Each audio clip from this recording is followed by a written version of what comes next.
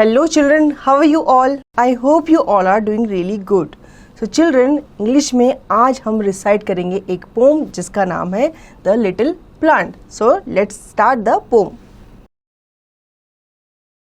The Little Plant. Learning objectives. Seeds grow into plants. Nature is beautiful. बच्चों, pome start करने से पहले हम जान लेते हैं कि इसका ऑब्जेक्टिव क्या है.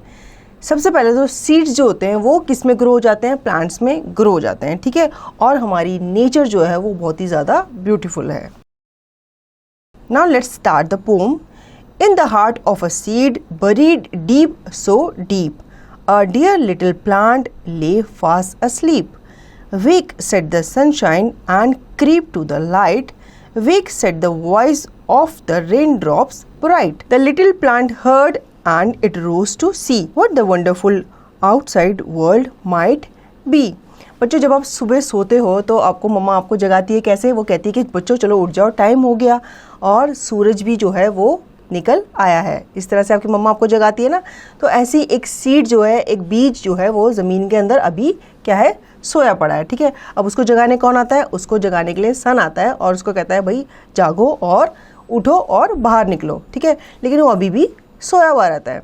तो रेन ड्रॉप्स आके उसे जगाती है. जब बारिश आती है उसकी रेन ड्रॉप्स उसके ऊपर पड़ती है और वो उसे उठाती है कि भाई उठो, अब तुम्हारे बाहर निकलने का यानी कि तुम्हारे उठने का टाइम हो गया है, ठीक है. अब उनकी बातें वो सुनता है. कौन? वो जो छोटा सा नन्हा सा पौधा होता है वो सुनता है और वो ज़मीन से बाहर निकल के आता है और वो दिखता है कि जो मुझसे कहा जा रहा है कि भाई बाहर की दुनिया देखो, बाहर निकलो, तो वो वंडर कर रहा होता है कि क्या सच में बाहर की दुनिया इतनी सुंदर है.